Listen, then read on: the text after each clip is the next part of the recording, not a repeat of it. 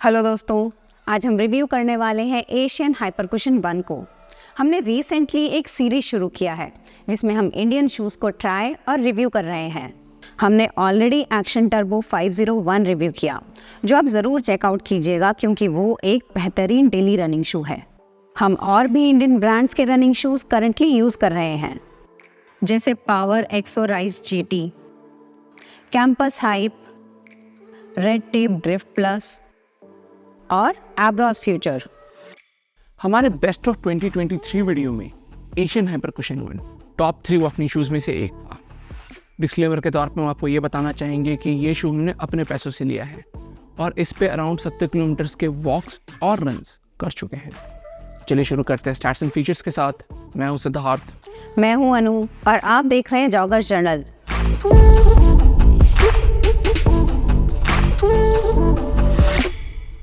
Asian hyper cushion 1 की estimated stack height है 35 millimetre heal पर, 25 मिलीमीटर 4 फुट पर और ड्रॉप है 10 मिलीमीटर।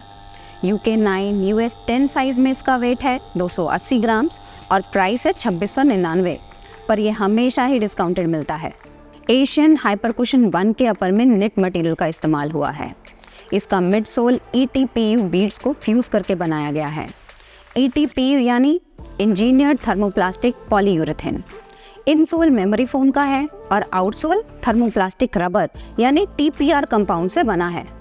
लाइक्स की बात करें तो पहला लाइक है इसका मिड सोल। ऑनेस्टली ये हमारा पहला इंडियन रनिंग शू था। इससे पहले हमने कोई भी इंडियन ब्रांड का top of the line running shoe try नहीं किया था और कुछ खास एक्सपेक्टेशंस भी नहीं थे, पर जब हमने इसे ट्राई किया इसके मिड सोल का एक्सपीरियंस माइंड ब्लोइंग लगा। इसका ETPU मिड सोल बहुत ही सॉफ्ट है, बहुत ही कंफर्टेबल है। काफ़ी इंटरनेशनल ब्रांड्स हैं जो ऐसे मिड सोल्स बनाते हैं, जैसे न्यू बैलेंस का रेबल, लेकिन हम इंडियन ब्रांड से इसकी उम्मीद नहीं रखे थे और हम प्लेजेंटली सरप्राइज्ड हुए। दूसरा लाइक है इसका ओवरऑल कंफर्ट। सिर्फ मिडसोल सॉफ्ट होने से ही शू कंफर्टेबल नहीं बनता। एशियन ने अपर और इनसोल पे भी ध्यान दिया है। अपर पैडेड है और इनसोल मेमोरी फोम का बना है और प्लश है। स्टेप इन करते ही आप इसका कंफर्ट फील कर सकते हो। वॉकिंग ऐसा एक्टिविटी है जो irrespective of age, gender, even health condition हर किसी को करना चाहिए हेल्दी रहने के लिए। और हमने ये नोटिस किया है कि लोग वॉकिंग शूज़ पर ध्यान नहीं देते। लोग और ऑन एवरेज 40 से 50 मिनट तक वॉक करते हैं और अगर उनके शूज़ कंफर्टेबल ना हो तो उनके जॉइंट हेल्थ जैसे नीज या एंकल्स पर नेगेटिव इम्पैक्ट पड़ सकता है। तो अगर आप एक कंफर्टेबल शू चाहते हैं वॉकिंग के लिए या डेली वेयर के लिए तो आप इसे डेफिनेटली कंसिडर कर सकते हैं। चौथा लाइक इसका सबसे बड़ा लाइक है प्राइस। MRP है 2700, पर आप ये 1200 से 1500 रेंज में परचेज कर सकते हो और इस प्राइस पॉइंट पे ये एक अच्छा वैल्यू फॉर मनी ऑप्शन है डे टू डे वेयर या वॉकिंग के लिए। कंसिडरिंग कि ये सिर्फ 1400-1500 तक का आता है, हम इसके कुछ एरियाज ऑफ इम्प्रूवमेंट बताना चाहेंगे। पहला है ब्रीदेबिलिटी। अपर कंफर्ट और ब्रीदेबिलिटी अपोजिट एंड्स में आते हैं। हम अपने शू कंपैरिजन वीडियो में भी कंफर्ट और ब्रीदेबिलिटी को एक ही क्राइटेरिया में रखते हैं। अगर शू में पैडिंग ज़्यादा हो तो ब्रीदेबिलिटी हिट होगी और अगर ब्रीदेबिलिटी को इम्पोर्टेंस दिया तो लॉकडाउन और कंफर्ट हैम्पर होगा। दोनों का बैलेंस शू में होना इम्पॉर्टेंट है। एशियन कंफर्ट को प्रायोरिटी देता है और इसी कारण इसमें ब्रीदेबिलिटी एक मेजर इशू है। वार्म या ह्यूमिड क्लाइमेट में स्वेटिंग और डिस्कम्फर्ट गारंटीड है। दूसरा वीकनेस है इस शू का बॉटम आउट होना। जैसा हमने लाइक्स में कहा था, ये शू अल्ट्रा सॉफ्ट, अल्ट्रा मुशी है और स्पेसिफिकली रनिंग के दौरान मैंने सिग्निफिकेंट बॉटमिंग आउट एक्सपीरियंस किया है, जिसके कारण हमें ऐसा लगा ये शू वॉकिंग के लिए ही बेहतर है। इसे हम एज अ रनिंग शू शायद ही रिकमेंड कर पाएंगे। हम ये नहीं कह रहे कि लाइट वेट रनर्स ये इशू एक्सपीरियंस नहीं करेंगे, क्योंकि इररेस्पेक्टिव ऑफ बॉडी वेट ये बॉटम आउट करेगा। तीसरा एरिया ऑफ इम्प्रूवमेंट है इसका ओवरऑल क्वालिटी। हम मानते हैं कि ये शू सिर्फ 1300 का है, पर इसका फिट और फिनिश थोड़ा बेहतर किया जा सकता था। हम लेटली काफ़ी सारे इंडियन ब्रांड्स के शूज़ ट्राई कर रहे हैं जो 1500 से 2000 के रेंज में आते हैं, जैसे कैंपस का हाइप। कैंपस हाइप का बिल्ड क्वालिटी, प्रिंटिंग हमें सिग्निफिकेंटली बेटर लगा। चौथा इशू हो सकता है ड्यूरेबिलिटी। इसके मेमोरी फोम इंसोल में हम ऑलरेडी काफ़ी कंप्रेशन देख रहे हैं।